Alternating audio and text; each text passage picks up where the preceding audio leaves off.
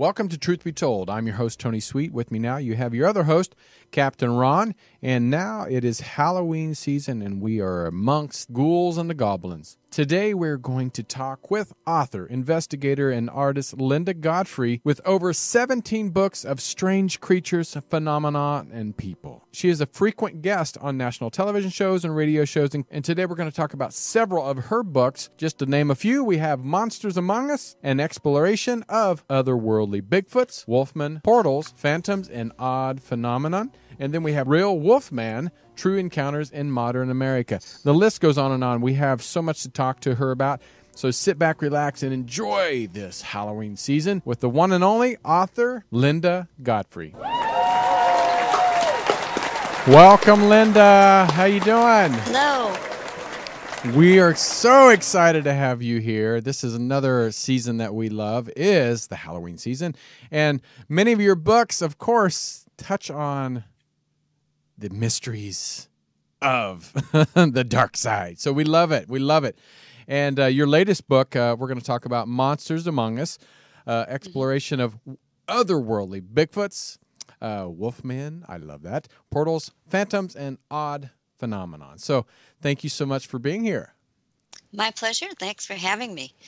Well, okay, we'll just go ahead and just get started because I want to know a little bit about your background. I don't usually like to start from the beginning, but I feel that this, it's almost like when we ask somebody, what was your first UFO sighting? What was your first indication that you really loved the paranormal? Did you have an experience? Was it a ghost? Was it something that you came across in the woods, or was it just a fascination of movies or books? Well, I did live in a haunted house for a while when I was like junior high age through high school, where there'd be footsteps on the stairs and some strange things happening once in a while. But my dad, who was from northern Wisconsin, was followed one time by some sort of a strange light while he was riding in the back of a pickup truck with some other guys that he thought was a UFO. And he was a hunter and fisherman, so we always had all of those men's magazines that also carried articles about Bigfoot back in the 1960s. And so I kind of had an introduction to Bigfoot from that. Not werewolves, though. I liked fairy tales, but that was where I mentally placed werewolves. And my degree was in art education.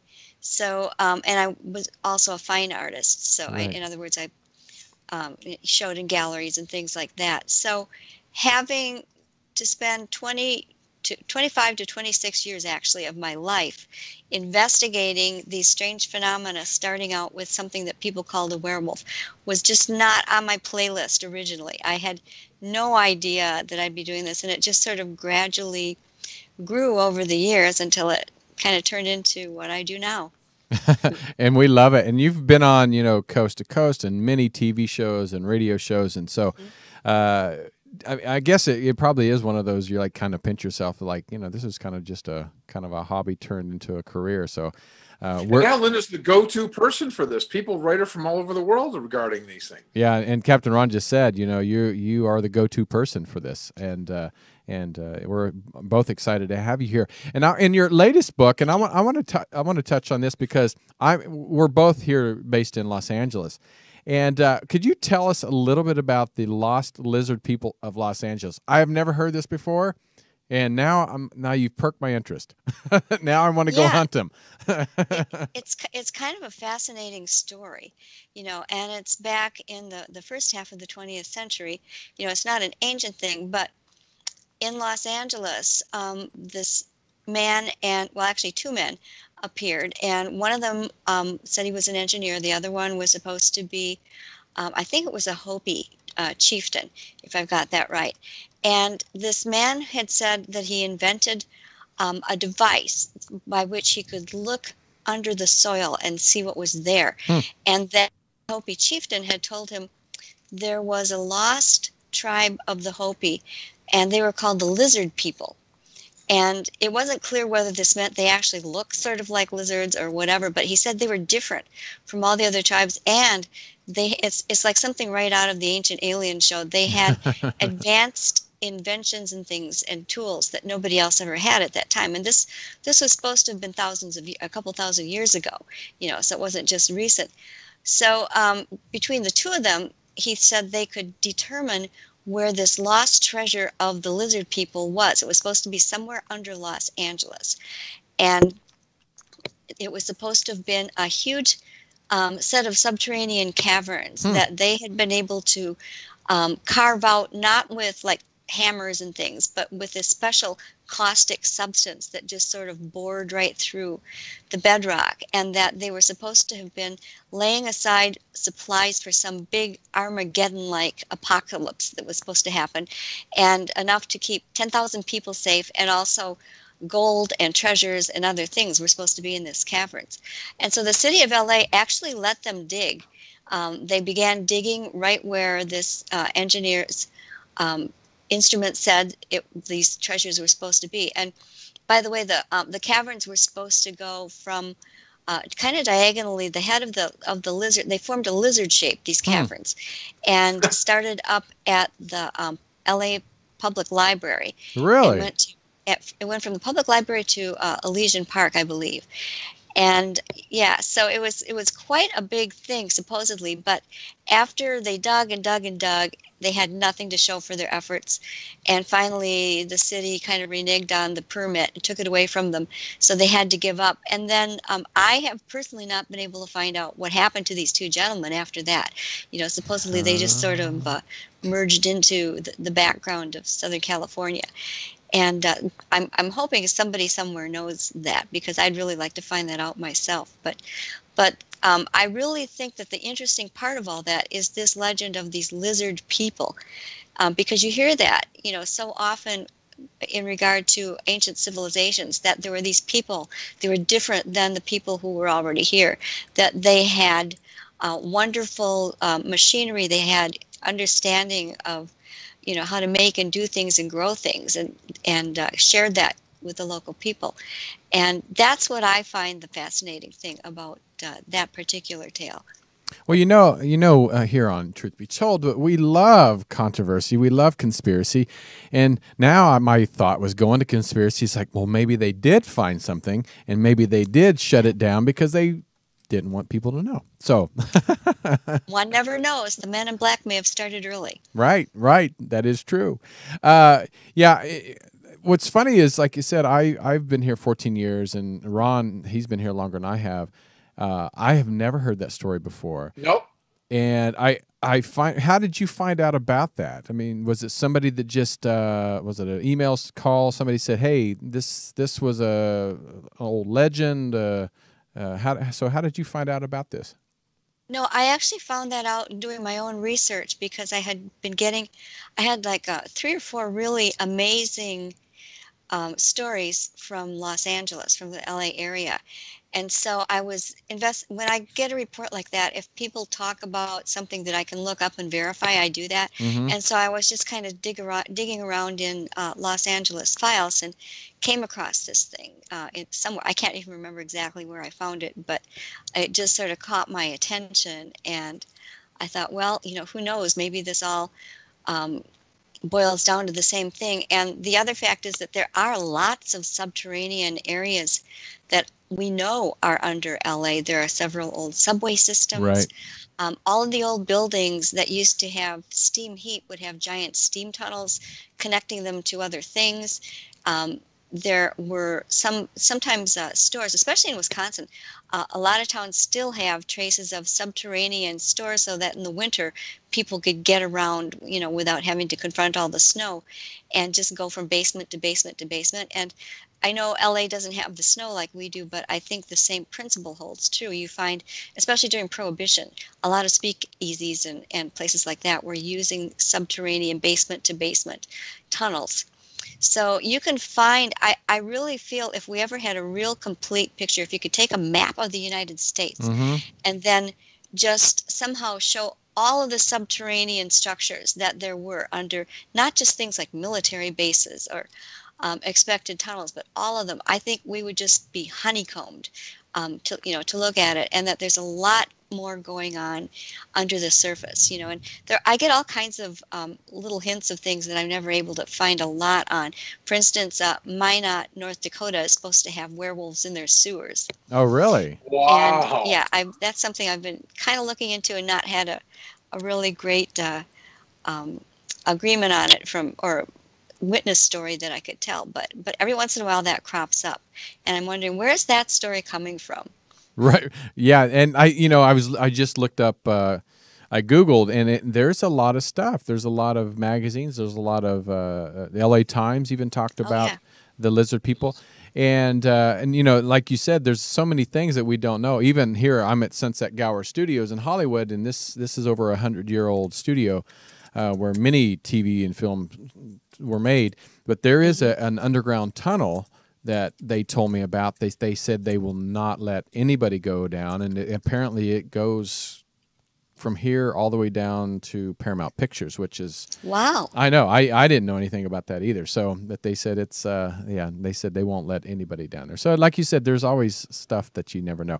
Ron was asking about the Denver airport. Have you ever heard of anything with the underground reptilians or anything with lizard people underneath the Denver airport?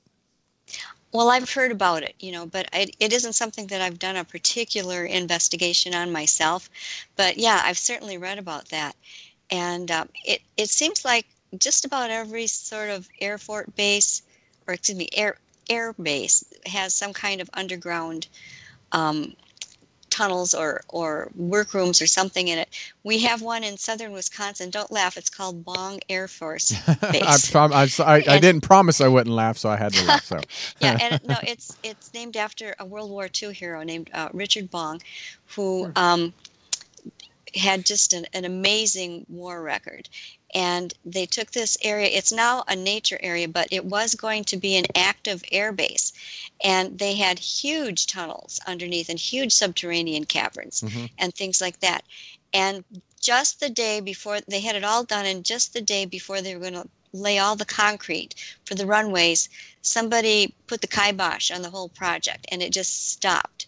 And so the land got turned over to the state, and they made it a natural area where I personally know people who have seen upright running werewolves, if you want to call them werewolves. I don't think that's what they are, but upright unknown canines.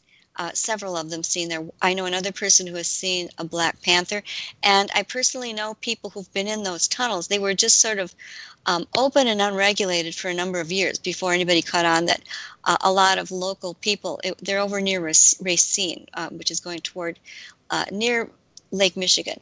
And it became a popular party place for area teenagers. And, I know people who grew up in Racine who would drive over there to have their parties because it's very nice and private. It's all closed up now. You can't do that anymore. But just to think that here's just one example. And why were they building these huge underground facilities underneath it? And if that's going on in one little example in southern Wisconsin, that's not the only one. Right, exactly. We've talked about Bigfoots on our show many times. In fact, and one thing that Ron loves to ask, and he can ask it too, and I'll relay it because for the people out there, they can't. Ron can hear her, but she can't hear him. So that's if you hear me repeat it, that's why. But my sister, 'cause I'm from Kansas, my sister used to go out and do a lot of clamming in Kansas. You know the freshwater clams. And her husband was always going out, to these rivers, and there's not a forest, but it's woods where I'm from. So sure. She actually said one day they heard something running, and they thought maybe it was a deer because there's a lot of deer in that area. But they said it sounded pretty heavy, and she said she looked up and she saw it look like a beast, bear, man, upright, running through the woods. And they said it was covered with hair, and they couldn't see the face, but they said they saw it run. And that's the only time that they ever saw anything. They were too scared to actually go up and investigate it, which most people would. So, and what he was saying is a lot of times, these Bigfoot hunters, they go out and they look for things, but they never, for years, they never even find evidence. And he's like, but why do you keep Why do you keep going to if you never find evidence? So for you, are you finding evidence that these things are true? Or is it most just folklore? If hearsay? What did you say, Captain Ron? Personal accounts. Or personal accounts. Well, most of the evidence is personal accounts. Mm-hmm. You know, it's people who seem to have really good credentials themselves, in that they seem like just solid regular citizens. Right. Most of the time they're not out there looking for it. They're not there's an old saying, and I know in the paranormal community, that if you don't want to see a ghost, if you're afraid of them, go stand next to a paranormal investigator, because they've never seen it. It's the same way with anything you go after when you're looking. Now, I've personally had 3 sightings of a creature that I could not identify as any known animal, and that did match all the characteristics of a Bigfoot. I believe it was the same animal each time. And all of those times I was either just driving by this particular area. Once I was walking, I was just on foot. I had no camera or anything like that with me. It's almost like they know. I'm not saying they do, but it feels that way, because that's the time, that you have these sightings. Mm-hmm. And so, I've seen it myself. And of course you do get footprints. The same thing happens with the unknown upright canines. They leave footprints and things like that. We've had people bring in hair and scat, but the DNA evidence has been, it's been kind of controversial, for several different reasons. So I bet. Yeah. Some people think that it's good and meaningful, and others don't. And I'm not going to get into that here right now, but to me, it's just, why would so many people who are not expecting to find anything see and report these things? I mean, with the Bigfoot has the most, it's in the thousands. Mm-hmm. And the upright dog or wolf-like creature is gaining on it a little bit. There are more and more, now that people realize they weren't crazy, that there is such a thing, that there are a lot of other people who have seen it. So you just kind of have to hope. And the photos always turn out blurry. I don't know why that is.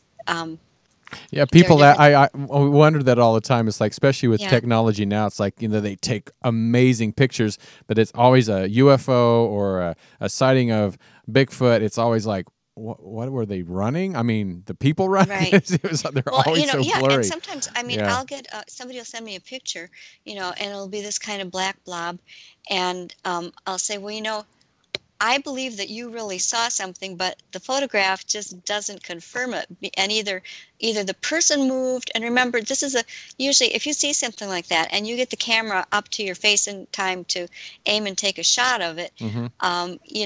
You may be blurring it. The creature may be moving and blurring it. Some people believe these are from some other electromagnetic continuum, and they're not quite synced with what we have in what we call reality in this world, and so it's very hard to get a definite image of them that way. So the answers go from very simple to much more complex, but there may be some value to that one, because if you think the Patterson-Gimlin photo of Patty the Bigfoot, the most familiar one, is real, and I actually do for various reasons. It's about the only one too, but I do. The strongest one, yeah. The interesting thing is that was not taken with electronics. That was the old style, film reels, when you weren't depending on the electronics so much to get your image.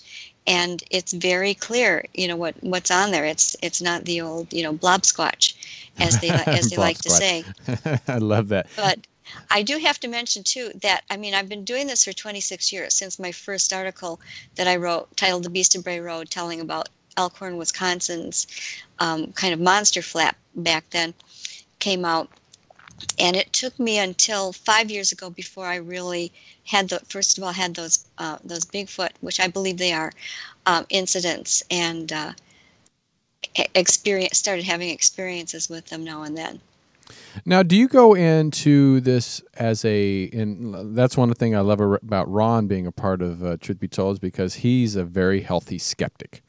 Yeah, you have to. Yeah. And not just one of these, like, everything somebody says, you're like, oh yeah, I believe it. It's true. And I believe you 100%. And so so when you go in, you definitely look at it from both sides. So I believe that you think you saw it. Right. But well, I can describe what I saw, like with those creatures. I can say I saw, man-sized, black-furred, animal-type creatures with no ears visible on top of their head, huge shoulders, and describe their actions, and there's nothing else that matches them. But to say I saw Bigfoot is still kind of tough because we don't know exactly what Bigfoot is. I saw creatures that I couldn't identify as anything else, right. and that matched the general description of Bigfoot. So in a place where many other people have seen them, I might add.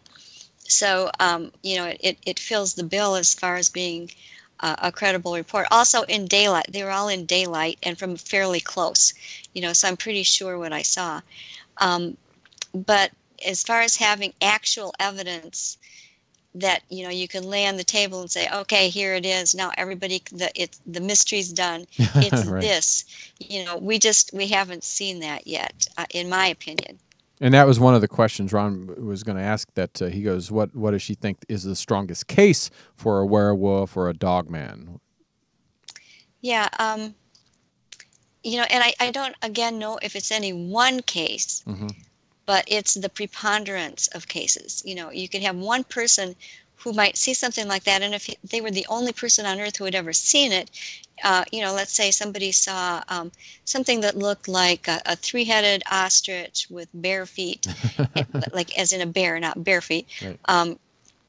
And maybe wings, and maybe bat wings, and nobody else in the entire history of the world has ever seen it.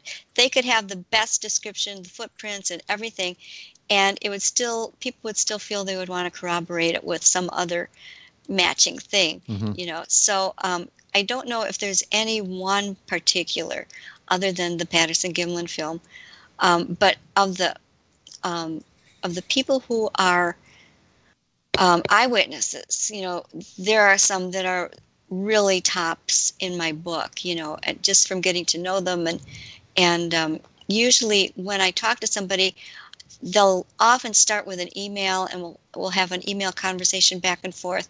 And then if they live anywhere near that I can get to, because I'm not funded for, great traveling or anything like that.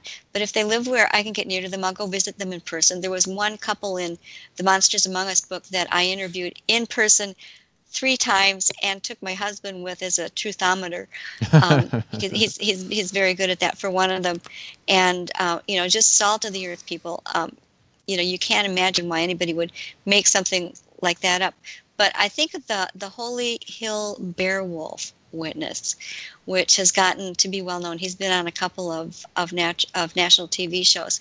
This was a guy who had a nighttime extra job driving around this area of the northern Kettle Moraine State Forest, which is pretty hilly, pretty spooky. There are old legends of Goat Man and the upright canines and Bigfoot all in that area.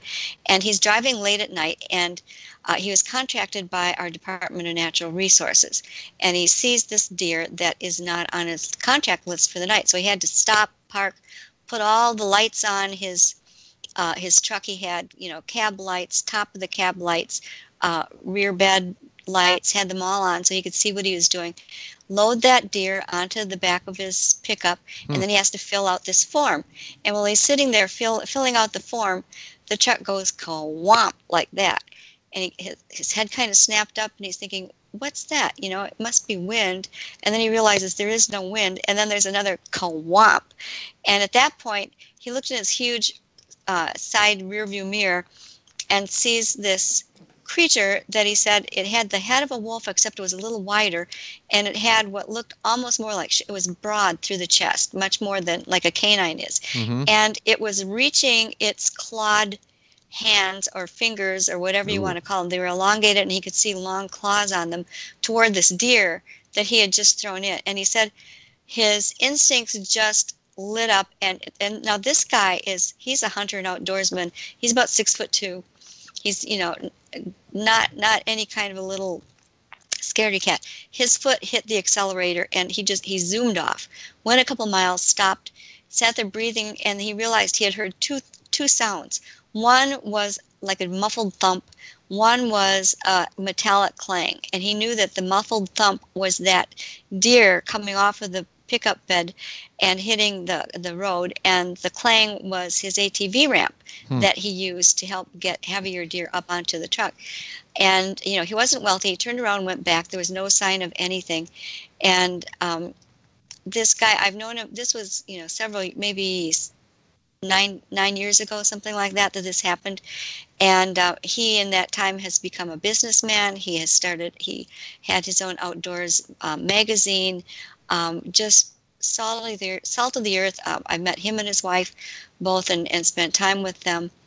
And he actually kind of wishes, I think, sometimes that he had never said anything. He went, being the kind of guy he is, he went straight to the area sheriff's department and told them what he saw, because he thought it was a large and dangerous creature, and he didn't want anybody to be hurt by it. And they wrote down one word, Yeti, which then translated to Bigfoot in the newspapers. And then he had to go through all this. No, it was not a Bigfoot. It was something that looked like a wolf or a dog or something on that order. So that's a really solid sighting in my book, because there were tracks found the next day. There was a local professional tracker. Oh, they did find tracks. That found tracks, followed them into a marsh where they ended. I ended up staking out a whole evening the day or two after with him and another deer hunter in case something would come back. So there were all kinds of investigations and that sort of thing that went on around that one. And that's at the top. At the very bottom would be someone who writes me and says, I looked through an opening in the pines and I saw something brown and furry running through the woods. That could have been Captain Ron without his shirt on. Yeah, it could have been, yeah, exactly. Anything at all. Or I heard a scream in the woods. Well, actually people don't understand this, but rabbits, when they're being attacked, sound just like a woman screaming. Yeah. Wow. Hawks. So Tony. You're right. Red foxes make crazy noises. Yeah, there's a lot. I grew up in the country, so we used to hear all kinds of stuff. Well, we thought about this at one time, and in fact, I'll ask what Captain Ron was going to ask first, but I want to touch on the Bigfoot and extraterrestrials. But he was wanting to know, since Bigfoots and Yetis are really worldwide. I mean, you go in Asia and Russia, but do also the Dogman and the werewolves, are they also worldwide, or are they just more in certain countries, certain areas? No, they're very widespread. And way back in early 1992, when I first started writing about this, and then immediately started getting correspondence from people before email, before Facebook, when they had to look up my snail mail or call me at the newspaper office. But they were determined to get through. And one of the first weeks I got one from the Virgin Islands. Somebody else wrote me that their brother was a serviceman in France who saw this thing, and had drawn a sketch. There were several of that. I've had them reported in Italy and Greece and England, for one. Up into Canada, all ranges of Canada, down into South America. They call it the lobizon. And it's kind of like every region has their own pet name or nickname for it, and they're not always aware that these things are somewhere else. So that's been a real education too. They're very widespread.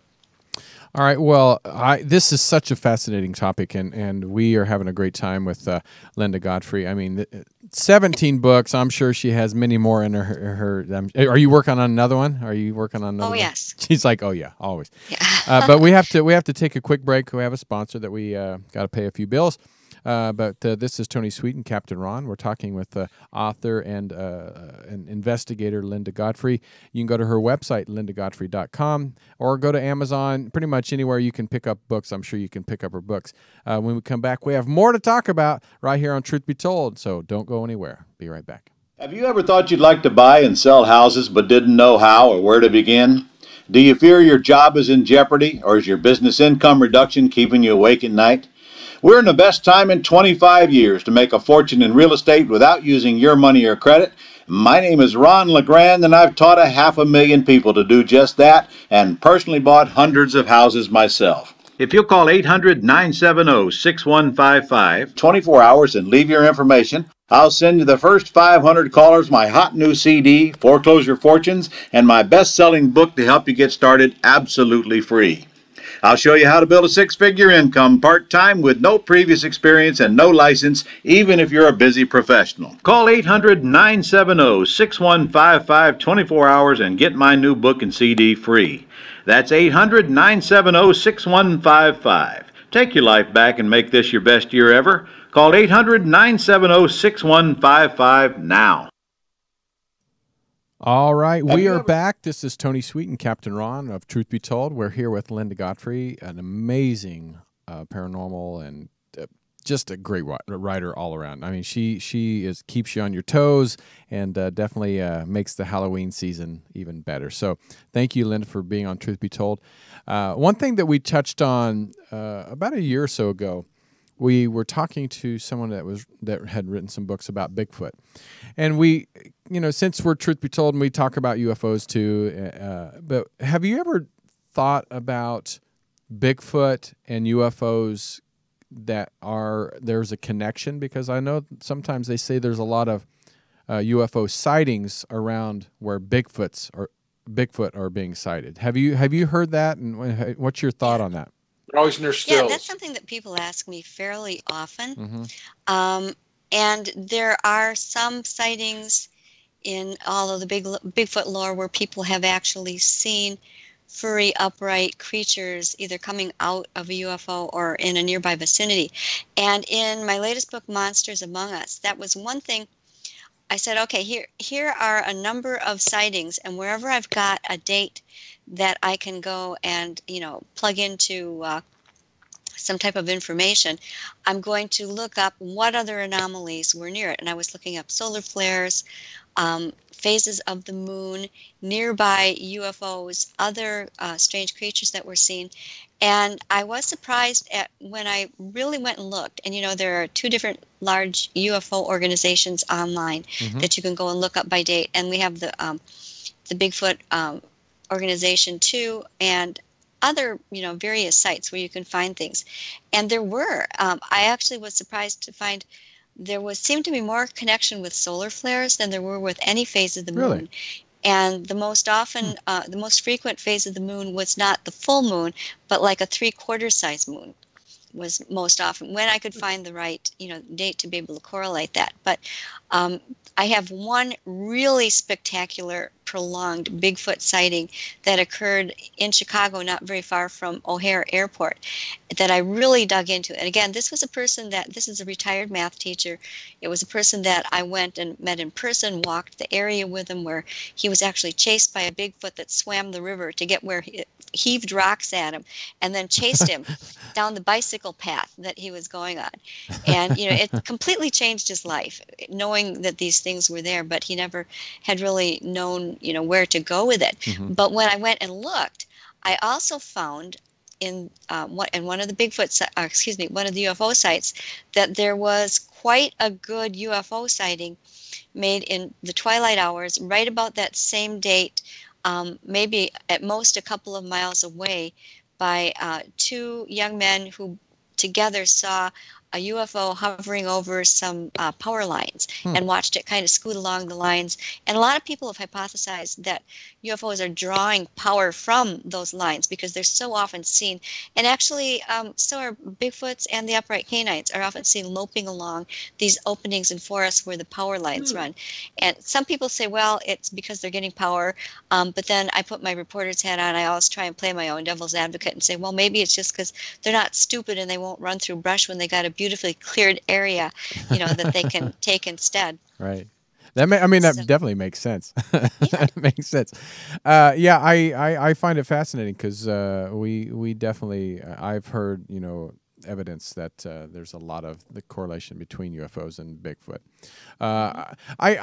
I'm curious also because I grew up in the Midwest. It's a big Bible Belt, and there's one case that you said there was a firsthand testimony of a woman turning into a beast during a church service. Now, I've got 100 cases of well, turning into a beast. well, I know, right. It's just mind blowing. Well, I mean, I've heard about and I've seen, where people, the preacher comes up and lays hands on and they turn into like the devil is like possessed them, but I've never seen a transition.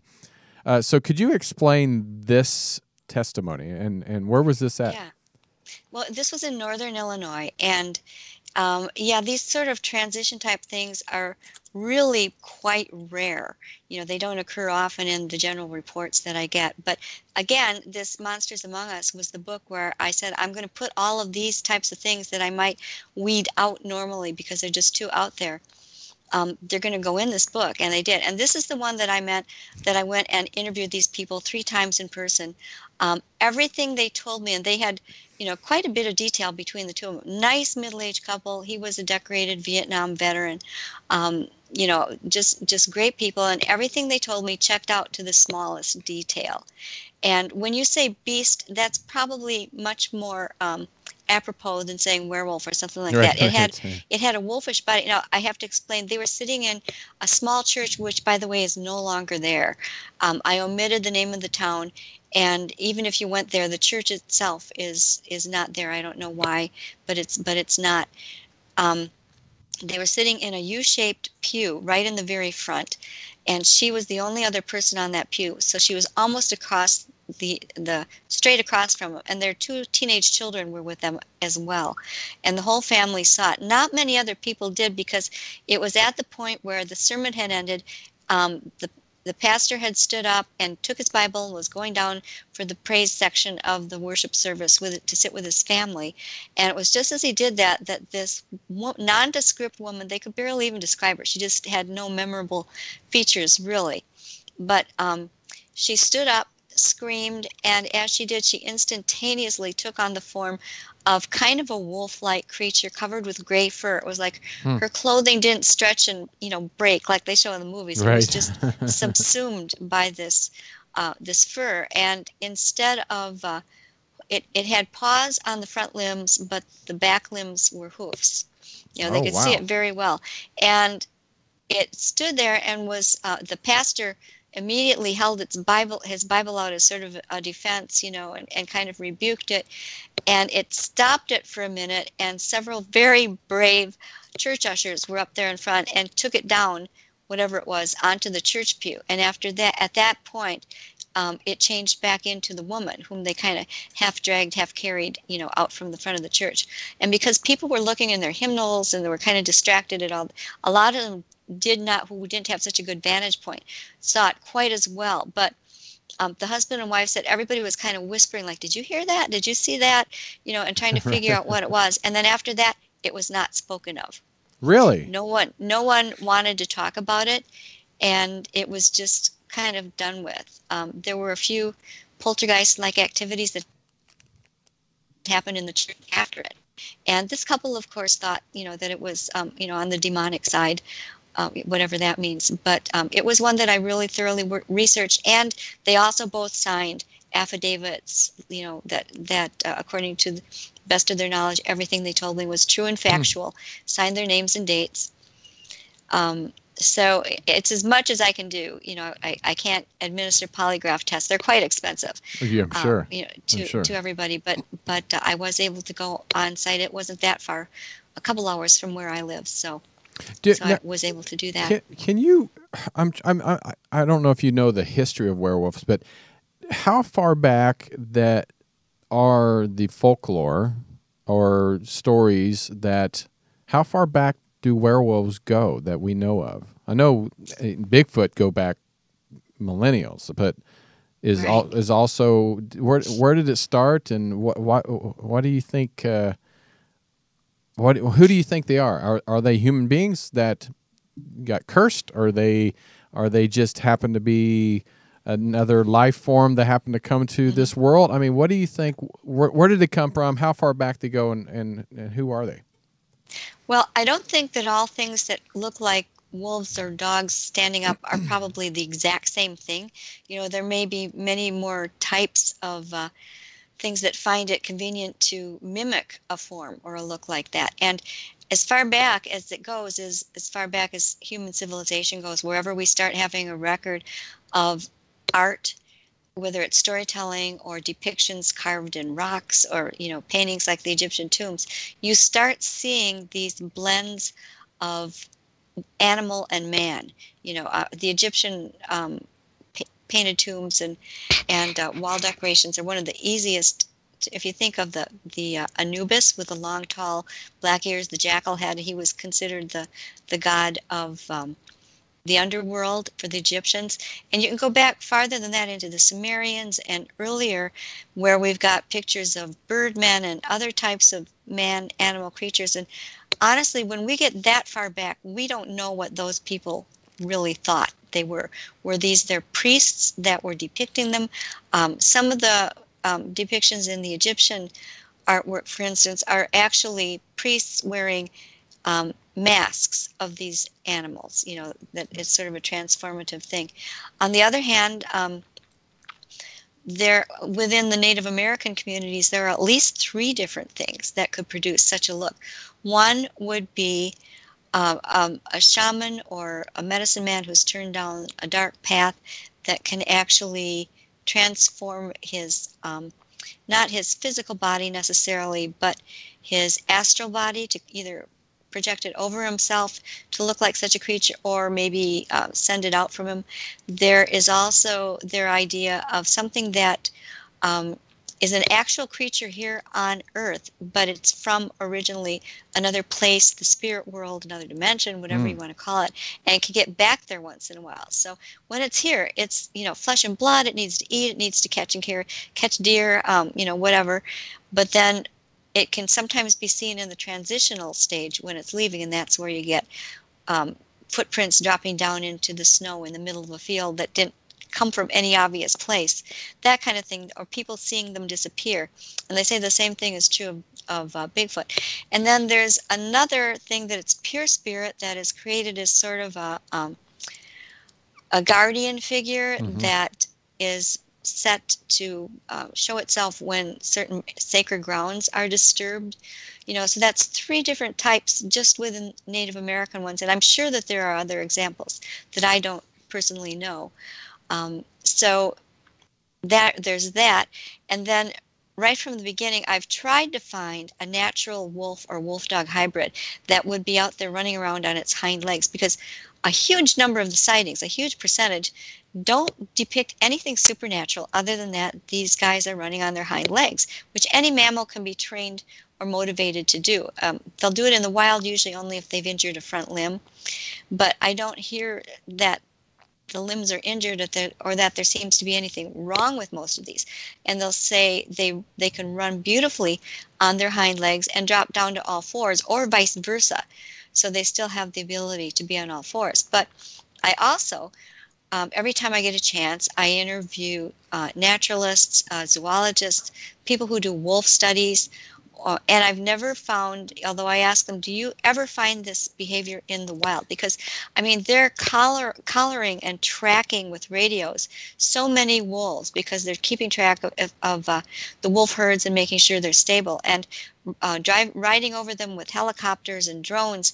And some of this behavior should be showing up if this is a natural thing that some wolves or wolf-dog hybrids have mutated or even learned to do, and you don't see it. I've never had one say, yeah, we've got this one pack of wolves that we've been tracking where 2 of them often stand up and run on their hind legs. That's what I'm waiting to hear, and I've never heard that once. They're just mystified by the behavior, and so you can't really say for sure that's an actual flesh and blood natural wolf or dog when we don't have any certification from the experts who know what the natural animals do. Well, we have about 6 minutes left before this hour is going so fast because this is, this is amazing. Because I want to touch on just a couple more different types of investigations that you do. In fact, one is, I've never heard of this one either, people stalked by invisible predators. Now, are these people that were just drunk that Oh. believe that somebody's No. like stalking them, or is this actually again sane people that saying, listen, or these invisible predators, are they ghosts? Well, I don't think they're probably ghosts. It's hard to say. There was one, and I do always ask people. I say, I'm sorry to ask you this, but I have to find out if you were drinking alcohol or Right. using drugs I'm sure. at the time that this occurred. And I had one guy tell me that yes, he was quite drunk driving home, but he said, I sobered up really fast when I saw that at the side of the road. I'll bet. So that's really not a cause. But I'm thinking of one incident that happened in Tennessee where there were two young couples taking a walk through the woods, and they could hear something pacing them and running through the underbrush on either side of this path that they were on. And I think that it was kind of one of those power line paths. And finally it came crashing through, and they kind of froze in place thinking, oh no, whatever it is coming out to get us. And it whooshed between them so that they could feel the breeze from it. And oh wow! like they were sure they could touch it if they reached. Of course, they weren't, sticking any hands out for when you don't know what kind of jaws are running past you. But they were very, very good witnesses, and I felt satisfied that they weren't making this up in any way. And again, that's a more rare type of thing. That's why it ended up in the Monsters Among Us book and not some of the other ones. But it does occasionally happen. I think there may be times when people are walking through woods and they don't realize exactly how furtive and how quiet many of these animals are able to be if they're stalking something. Mountain lions are one thing that can just go through brush so you would not know they were there unless they were ready to attack or they wanted you to know for some reason. Foxes, coyotes are masters of this. Wolves can be too. So you have to be able to rule out other. And this one that I just mentioned is unique because they weren't just hearing something pacing it. I've had that happen to me where you don't really know what's in there. And, I assumed at the time it was probably a coyote in my case. But to have it come running out and hear the footprints and feel the air whooshing as it went right between them all, and they're on this path, and then they could see, the weeds parting, and they could not see the animal at all. That's quite unusual. That's Worse. Yeah, that is worse. That's, wow. Well, unfortunately, our time is almost up, but I definitely find this so fascinating, and you're going to have to come back and talk about, because we just touched on one book. I mean, you have multiple books, and I was looking through your catalog, and I don't see too much on vampires. Have you ever written anything on vampires, or is that something that you're not really interested in? I have for a couple of different books. It's not my usual study, but if you get into like Eastern Europe, they have a combination werewolf vampire type of thing. The hybrids? So it ties in, and I've touched on that. And in Wisconsin, there was a time when people were being scared by what they called the Mineral Point vampire. This is an old mining town, lead mining town from the western part of Wisconsin, and this vampire type creature was showing up at night in local cemeteries. In fact, I was just talking about that with a colleague today, and it's kind of an interesting tale. That ended up, I think, in my Strange Wisconsin book, because I did Barnes & Noble's Weird Wisconsin. I co-authored that one, and then Weird Michigan. And then there was so much that couldn't get in those books that then I did a Strange Wisconsin and a Strange Michigan with other things with another publisher. So I have spent a lot of time driving around and doing more reporting for those types of books on things that don't necessarily, I don't just write about upright canines and werewolves. Well, we thank you so much and appreciate you, and definitely have you come back. And so people, go pick up, I mean, it's a Halloween season, but these are good for all year long. So they are. Linda Godfrey, lindagodfrey.com. Pick up, I mean, she has over like 70 books, and they're going to keep coming. So definitely over the years, we're going to have more of Linda on the show.